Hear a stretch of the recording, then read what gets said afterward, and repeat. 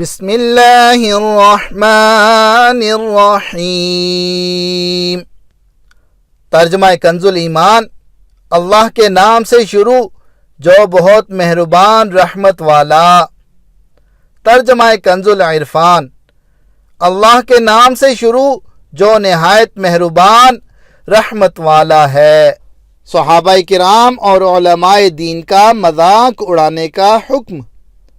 اس آیت سے معلوم ہوا کہ صحابہ کرام رضی اللہ تعالی عنہم اور پیشوایان دین کا مذاق اڑانا منافقوں کا کام ہے۔ آج کل بھی ایسے لوگوں کی کمی نہیں جو اپنی مجلسوں اور مخصوص لوگوں میں علماء و صلحاء اور دینداروں کا مذاق اڑاتے اور ان پر پھبتیاں کستے ہیں، اور جب ان کے سامنے آتے ہیں تو منافقت سے بھرپور ہو کر خوشامد اور چاپلوسی کرتے ہیں اور تعریفوں کے پل باندھتے ہیں۔ یوں ہی ایسے لوگوں کی بھی کمی نہیں جنہیں مذہب اور مذہبی نام سے نفرت ہے اور مذہبی حلیہ اور وضاقتہ دیکھ کر ان کی طبیعت خراب ہو جاتی ہے۔ اللہ تعالیٰ ان لوگوں کو ہدایت عطا فرمائے۔ یاد رہے کہ انبیاء کرام علیہم الصلاۃ والسلام اور دین کا مذاق اڑانا کفر ہے۔ یوں ہی صحابہ کرام رضی اللہ تعالی عنہم کی بے ادبی گمراہی ہے۔ اسی طرح علم کی وجہ سے علماء دین کا مذاق اڑانا کفر ہے، ورنہ حرام ہے۔ اللہ یستہزئ بہم ویمدہم فی طغیانہم یعمہون۔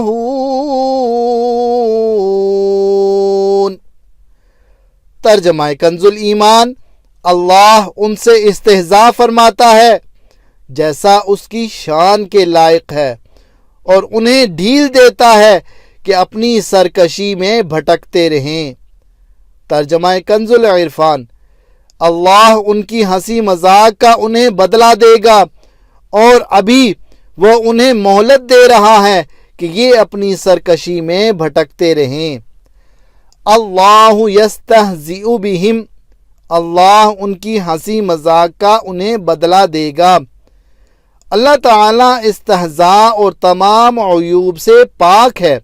یہاں جو اللہ تعالیٰ کی طرف استہزاء کی نسبت ہے، اس سے مراد منافقوں کی استہزاء کا بدلہ دینا ہے، اور بدلے کے وقت عربی اور اردو میں اسی طرح کا لفظ دہرا دیا جاتا ہے جیسے کہا جائے کہ برائی کا بدلہ برائی ہی ہوتا ہے، حالانکہ برائی کا بدلہ تو عدل و انصاف اور آدمی کا حق ہوتا ہے۔ اولئک الذین اشتروا الضلالة بالہدى فما ربحت تجارتهم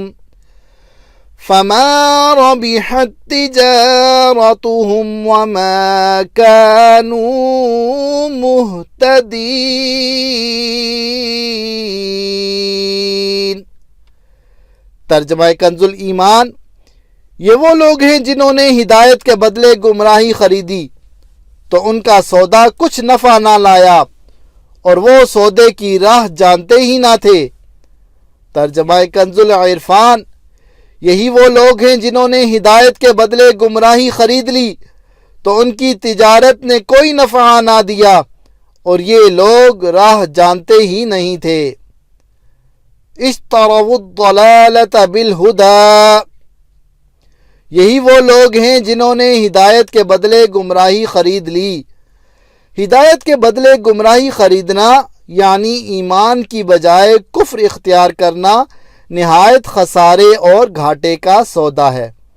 یہ آیت یا تو ان لوگوں کے بارے میں نازل ہوئی جو ایمان لانے کے بعد کافر ہو گئے، یا یہودیوں کے بارے میں نازل ہوئی جو پہلے تو حضور پر نور صلی اللہ تعالی علیہ وآلہ وسلم پر ایمان رکھتے تھے، مگر جب حضور اقدس صلی اللہ تعالی علیہ وآلہ وسلم کی تشریف آوری ہوئی تو منکر ہو گئے، یا یہ آیت تمام کفار کے بارے میں نازل ہوئی، اس طور پر کہ اللہ تعالیٰ نے انہیں فطرت سلیمہ عطا فرمائی، حق کے دلائل واضح کیے، ہدایت کی راہیں کھولیں، لیکن انہوں نے عقل و انصاف سے کام نہ لیا اور گمراہی اختیار کی، تو وہ سب سے زیادہ نقصان اٹھانے والے تاجر ہیں کہ انہوں نے نفع ہی نہیں بلکہ اصل سرمایہ بھی تباہ کر لیا۔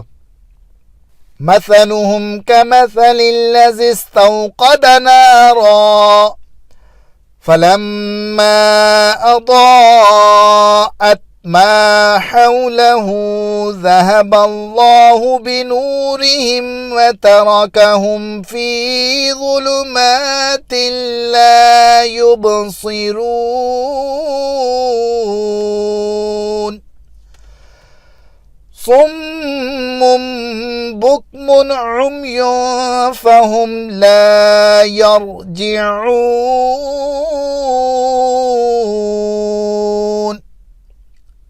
ترجمہ کنز الایمان، ان کی کہاوت اس کی طرح ہے جس نے آگ روشن کی تو جب اس سے آس پاس سب جگمگا اٹھا، اللہ ان کا نور لے گیا اور انہیں اندھیریوں میں چھوڑ دیا کہ کچھ نہیں سوجھتا، بہرے، گونگے، اندھے، تو وہ پھر آنے والے نہیں۔ ترجمہ کنز العرفان، ان کی مثال اس شخص کی طرح ہے جس نے آگ روشن کی، پھر جب اس آگ نے اس کے آس پاس کو روشن کر دیا تو اللہ ان کا نور لے گیا اور انہیں تاریکیوں میں چھوڑ دیا، انہیں کچھ دکھائی نہیں دے رہا، بہرے، گونگے، اندھے ہیں، پس یہ لوٹ کر نہیں آئیں گے۔ مثلهم كمثل الذي استوقد نارا، ان کی مثال اس شخص کی طرح ہے جس نے آگ روشن کی۔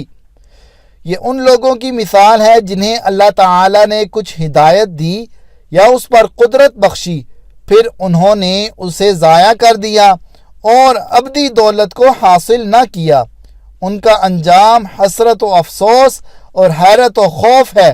اس میں وہ منافق بھی داخل ہیں جنہوں نے اظہار ایمان کیا اور دل میں کفر رکھ کر اقرار کی روشنی کو ضائع کر دیا، اور وہ بھی جو مومن ہونے کے بعد مرتد ہو گئے، اور وہ بھی جنہیں فطرت سلیمہ عطا ہوئی اور دلائل کی روشنی نے حق کو واضح کیا مگر انہوں نے اس سے فائدہ نہ اٹھایا اور گمراہی اختیار کی، اور جب حق کو سننے، ماننے، کہنے اور دیکھنے سے محروم ہو گئے تو کان، زبان، آنکھ سب بیکار ہیں۔ او کصیب من السماء فیہ ظلمات ورعد وبرق يجعلون أصابعهم في آذانهم من الصواعق حذر الموت والله محيط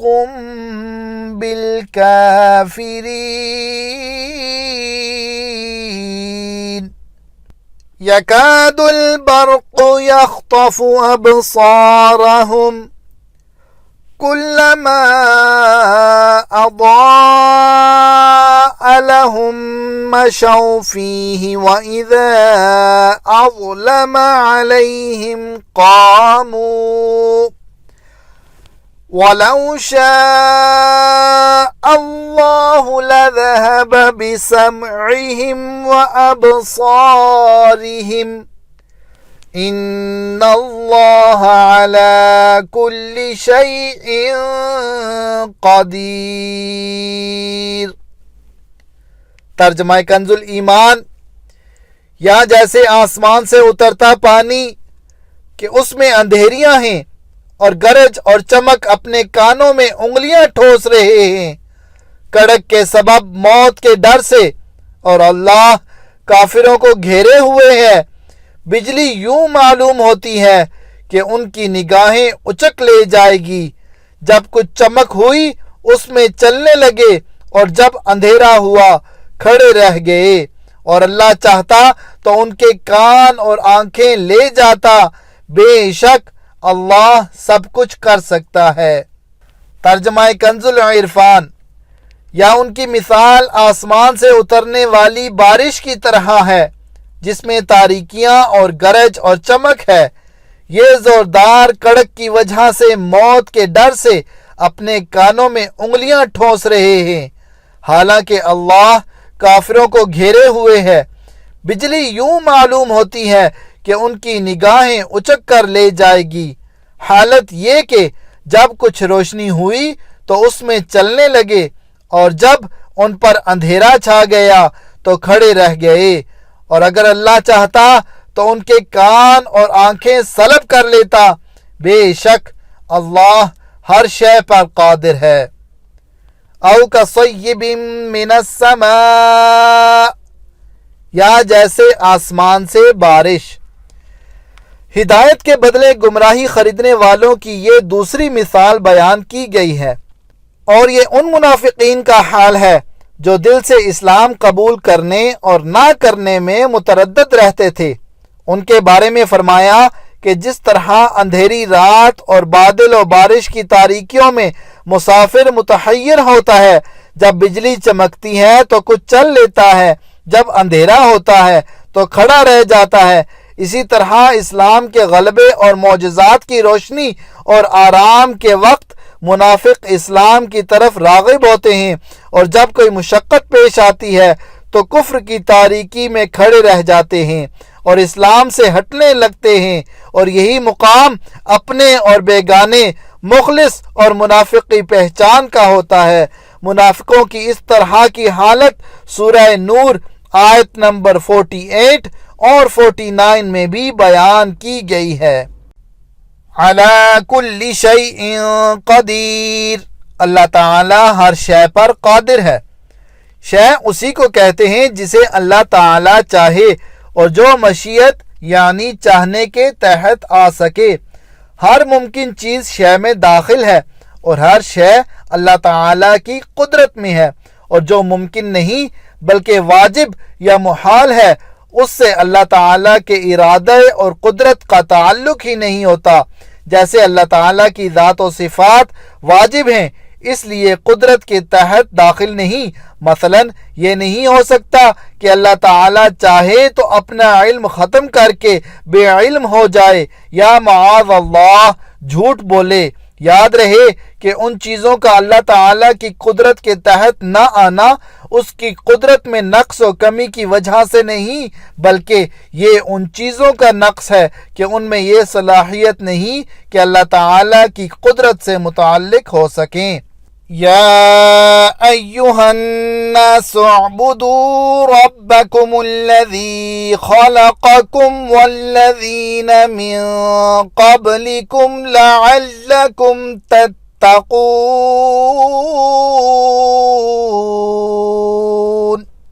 ترجمہ کنز الایمان، اے لوگو اپنے رب کو پوجو جس نے تمہیں اور تم سے اگلوں کو پیدا کیا، یہ امید کرتے ہوئے کہ تمہیں پرہیزگاری ملے۔ ترجمہ کنز العرفان، اے لوگو اپنے رب کی عبادت کرو جس نے تمہیں اور تم سے پہلے لوگوں کو پیدا کیا، یہ امید کرتے ہوئے عبادت کرو کہ تمہیں پرہیزگاری مل جائے۔ یا ایہا الناس، اے لوگو۔ سورہ بقرہ کے شروع میں بتایا گیا کہ یہ کتاب متقین کی ہدایت کے لیے نازل ہوئی، پھر متقین کے اوصاف ذکر فرمائے، اس کے بعد اس سے منحرف ہونے والے فرقوں کا اور ان کے احوال کا ذکر فرمایا تاکہ سعادت مند انسان ہدایت و تقوی کی طرف راغب ہو اور نافرمانی و بغاوت سے بچے۔ اب تقوی حاصل کرنے کا طریقہ بتایا جا رہا ہے، اور وہ طریقہ عبادت اور اطاعت الہی ہے۔ یا ایہا الناس کے ذریعے تمام انسانوں سے خطاب ہے، اور اس بات کا اشارہ ہے کہ انسانی شرافت اسی میں ہے کہ آدمی تقوی حاصل کرے اور اللہ تعالی کا بندہ بنے۔ عبادت کی تعریف۔ عبادت اس انتہائی تعظیم کا نام ہے جو بندہ اپنی عبدیت یعنی بندہ ہونے اور معبود کی الوہیت یعنی معبود ہونے کے اعتقاد اور اعتراف کے ساتھ بجا لائے۔ یہاں عبادت توحید اور اس کے علاوہ اپنی تمام قسموں کو شامل ہے۔ کافروں کو عبادت کا حکم اس معنی میں ہے کہ وہ سب سے بنیادی عبادت یعنی ایمان لائیں اور اس کے بعد دیگر اعمال بجا لائیں۔ لعلکم تتقون، تاکہ تمہیں پرہیزگاری ملے۔ اس سے معلوم ہوا کہ عبادت کا فائدہ عابد ہی کو ملتا ہے، جبکہ اللہ تعالیٰ اس سے پاک ہے کہ اس کو عبادت یا اور کسی چیز سے نفع حاصل ہو۔ الذي جعل لكم الأرض فراشا والسماء بناء وأنزل من السماء ماء فأخرج به من الثمرات رزقا لكم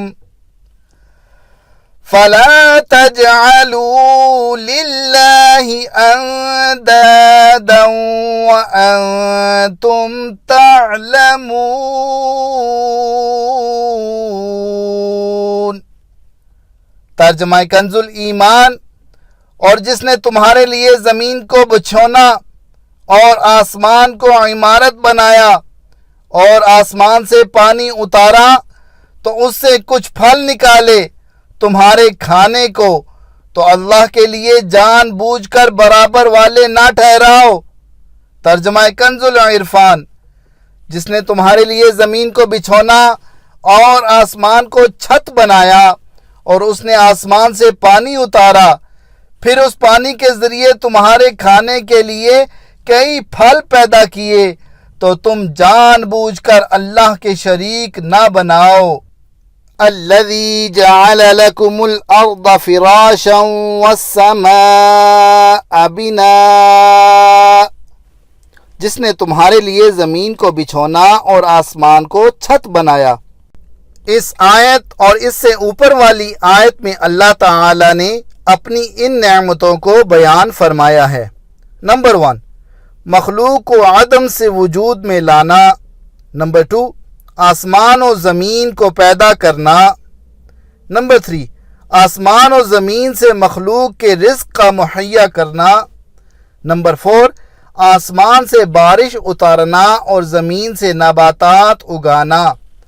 جب آدمی کی زندگی کا ایک ایک لمحہ اور ایک ایک پل اللہ تعالیٰ کی نعمتوں میں ڈوبا ہوا ہے تو اس مالک حقیقی کو چھوڑ کر کسی اور کا عبادت گزار بننا کس قدر ناشکری ہے۔ یوں ہی ایسے کریم خدا کی یاد سے غفلت بھی کتنی بڑی ناشکری ہے۔ وَإِن كُنتُمْ فِي رَيْبٍ مِّمَّا نَزَّلْنَا عَلَىٰ عَبْدِنَا فَأْتُوا بِسُورَةٍ مِّن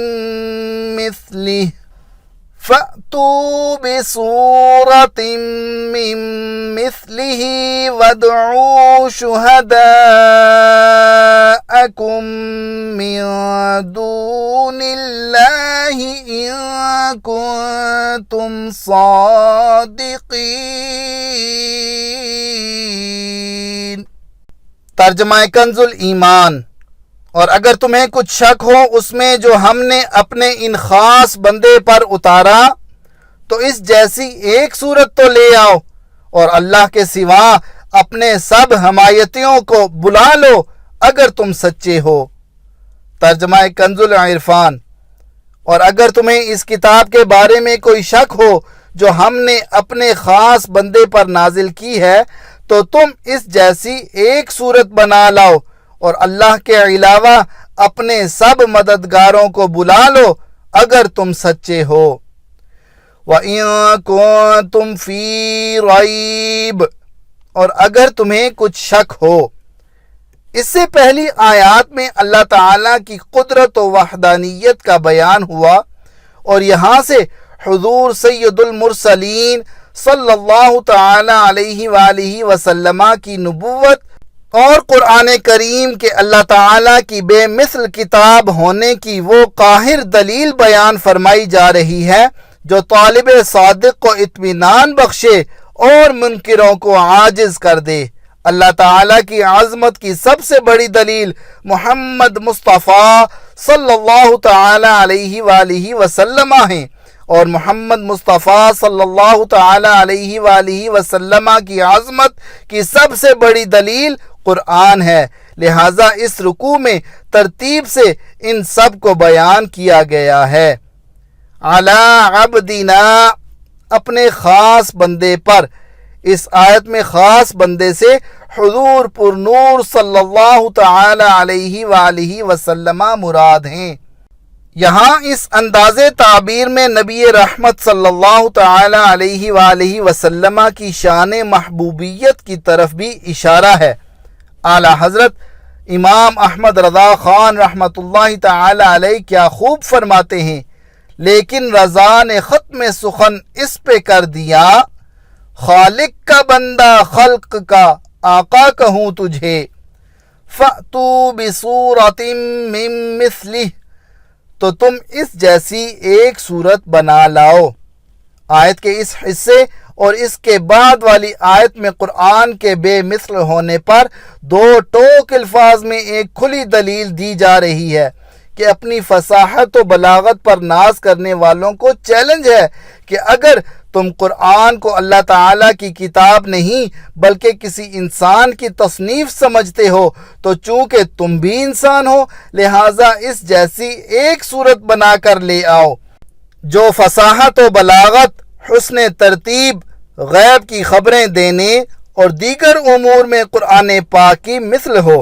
اور اگر ایسی کوئی صورت بلکہ آیت تک نہ بنا سکو تو سمجھ لو کہ قرآن اللہ تعالیٰ کی کتاب ہے، اور اللہ تعالیٰ کی کتاب کا انکار کرنے والوں کا انجام دوزخ ہے جو بطور خاص کافروں کے لیے تیار کی گئی ہے۔